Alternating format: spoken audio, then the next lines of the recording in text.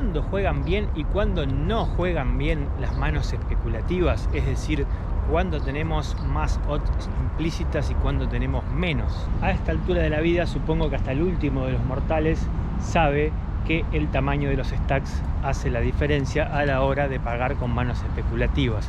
Obviamente va a jugar mejor una mano especulativa con stack dips que con stack shorts. Hay otro par de factores fundamentales que no sé ya si todo el mundo los tiene en cuenta a la hora de jugar manos especulativas. Uno fundamental es la posición. Por supuesto que van a jugar mejor cuando estemos in position que cuando estemos fuera de posición. Otro va a ser el nivel de agresividad de nuestro rival.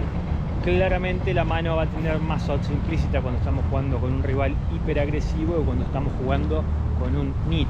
No hay nada más aburrido que pagar con cartas buscas, conectar tu proyecto o conectar directamente la mano y no sacarle ni media ciega al NIT porque no te va a pagar nunca. Claramente nuestra mano especulativa va a jugar mejor cuando cerremos la acción en la calle que sea. En el tema que nos convoca en esta unidad o capítulo de nuestra respuesta al Open Race, solamente vamos a cerrar la acción cuando estamos defendiendo la ciega. En cualquier otra posición, ya sea que reabramos la acción haciendo tribet o que simplemente demos call, siempre va a haber gente por atrás, o sea que casi nunca vamos a cerrar la acción. ¿Qué significa esto? Que en esta situación puntual de juego, las manos especulativas no juegan de la mejor manera posible en general. Y acá viene la polémica parte donde Pedro se pone como siempre en contra del mundo. Que las manos especulativas juegan mejor en pozos multi-weight pots ha sido escrito en tantos libros que se me los compro a todos, lleno mi biblioteca. Si pagás con 8 y 9 suite contra 5 jugadores porque las cartas conectadas, suitadas, juegan re bien en pozos multi-weight, en el 99% de los pozos no vas a conectar color servido, vas a conectar nada o un par o un proyecto, ya sea escalera, a color o un pequeño combo draw o un monster draw, pero en cualquier caso te diría que en más del 90% de los pozos como mucho vas a tener top pair bad kicker. Te vas a cansar de pagar para ver si te doblás, te vas a cansar de pagar para ver si metes esa escalera o ese color. Y yo a lo largo de la vida he conocido a más gente que ha perdido su casa con la segunda escalera de la mesa o con trips de 8 con kicker 9 contra trips de 8 con kicker as, o full contra full más grande, o con la sexta nut de color contra color flopeado al as. Y bueno, si alguien se compró una casa ganando una mano con color al 9, que me dejen comentarios. Me interesaría mucho tener un contraejemplo como para la próxima vez que haga un video de este tipo poder decir: conozco tanta gente que perdió la casa, pero Juancito se compró un departamento. Así que mucho cuidado con cada vez que tenés una mano conectada y ves que se arma el pozo familiar, meterte siempre sin tener en cuenta demasiado contra quién estás jugando y cuál es el plan, porque te va a ir mal. Y tengo el presentimiento que muchos de los que estén viendo este video son de aquellos que se meten con cualquier mano especulativa que anda volando a ver si conectan el flop bomba. Se me vienen a la cabeza dos situaciones puntuales donde la gente pone su rango premium de frente a la vista de todo el mundo. De una de esas situaciones ya hablamos, y es cuando Boviño, en una situación donde vos lo vas a ver pusheando y pusheando y pusheando y pusheando todo el día, todos los días, de pronto con sus 10, 12, 14, 15 ciegas te hace un mini raise. Olvídate que Boviño viene con un rango súper absolutamente premium, posiblemente solamente haces y quizás reyes. Y el segundo caso es cuando una roca de esas rocas que solamente juegan las manos premium y las juegan de manera súper agresiva, abriendo, no sé, 4 ciegas o cosas así, haciendo un cibet de pote. Ya lo mencioné en capítulos anteriores cuando discriminaba los nits entre nits pasivos y nits caballos u overbeteros. Cuando uno de esos overbeteros de pronto te hace un limp de posiciones tempranas, con mucha más razón si está short o si estamos en etapa de torneo de premios con ICM en juego, otro que tiene par de ases siempre.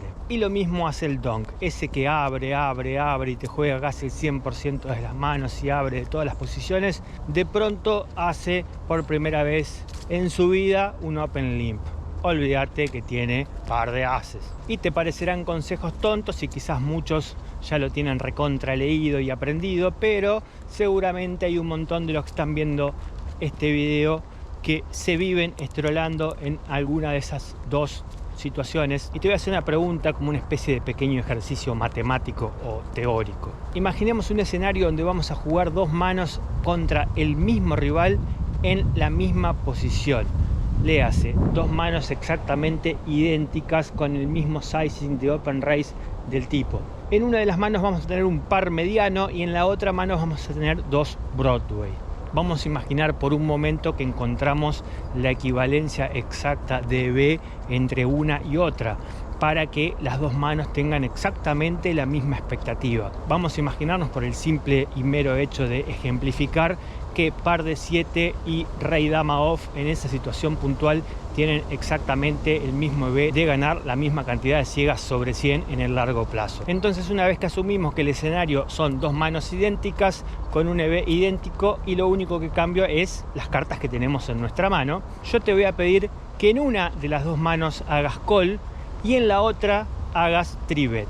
¿Cuál de esas dos cartas elegirías para tribetear y cuál de esas dos cartas elegirías para hacer call? Y fundamentalmente, ¿por qué lo harías? Porque bueno, si vas a tirar al aire tenés un 50% de chances de acertar. Si se me presentase un escenario como el descripto, yo sin ningún tipo de dudas tribetearía las Broadway y haría call con el simple par. El EV a largo plazo es el mismo, pero claramente ese EV se estaría computando después de ver las 5 cartas. Cuando caiga el flop va a haber muchas veces que no vamos a ver las 5 cartas. Entonces, cuando hagamos un simple call con nuestro par y no seteemos, la equity, una vez habiendo fallado el flop, es de menos del 10%, redondeémoslas en un 10%, que son las chances que tenemos de setear en la cuarta o en la quinta. Ahora, cuando nuestro rey dama no conecte una goma en un flop bajo y terminemos foldeando entre el c-bet, vamos a estar foldeando con una equity de hasta el 30%.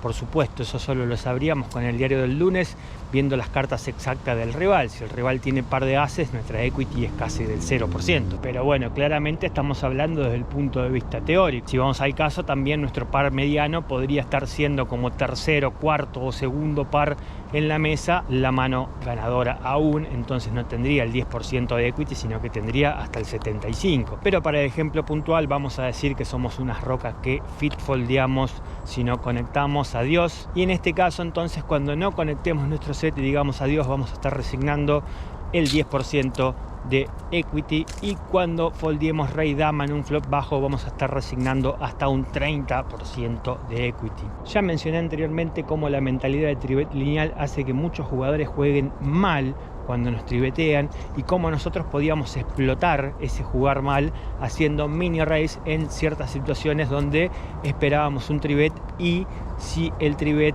era pequeño nos daban las odds para pagar y jugar la mano. En los próximos videos, cuando hable de la respuesta al open raise, seguramente lo vuelvo a mencionar en reiteradas oportunidades, porque es un concepto que debería quedarnos súper claro.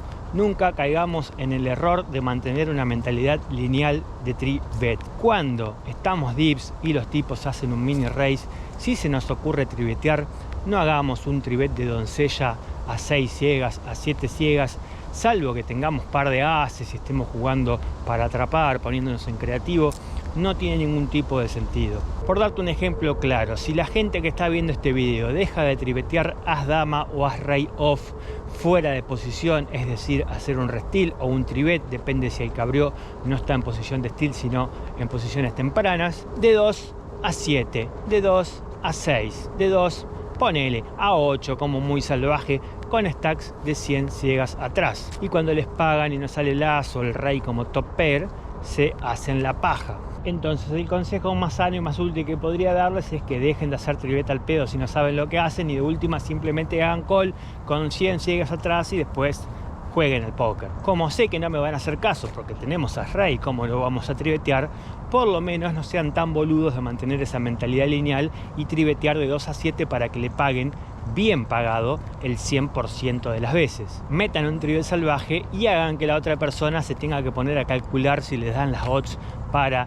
pagar a setear, si les dan las odds para pagar a ver si baja ese par de ases que ustedes están jugando tan mal. Y sí, como tienen en la cabecita insertada esa mentalidad del tribet lineal, les va a parecer que esto es una guasada. Pero vos fijate que si le haces un tribet de 2 a 10 o a 11 bien a lo caballo, le estás dando al tipo, aún así, si tenemos stack de 100 ciegas, las posibilidades matemáticas para que pagar para setear, pagar para conectar no esté matemáticamente del todo mal. Es decir, el tipo va a tener que pagar 8 ciegas adicionales con 98 atrás, lo que está haciendo 1 cada 12. Si le sumas la plata muerta en el pozo, 1 cada 13. Todavía sigue estando con los números a favor. Todavía sigue siendo su call una jugada no antimatemática. Pero claro, como visualmente es una torta, a vos te parece que es una guasada y no te dan ganas de hacerlo.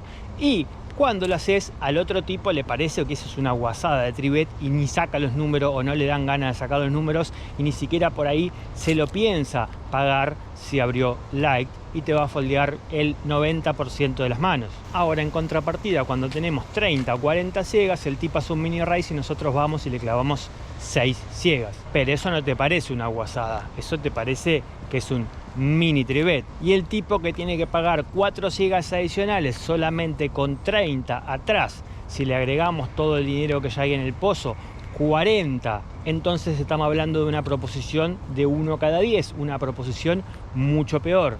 Pero claro, pagar simplemente 4 ciegas no parece mucho, no parece una guasada, al contrario, parece una ganga. Ese es el error de tener una mentalidad lineal con respecto no solamente a los tribets, sino al tamaño de los stacks, al tamaño del pote, al tamaño de todo. No hay que tener una mentalidad lineal, hay que ponerlo en contexto con los SPR.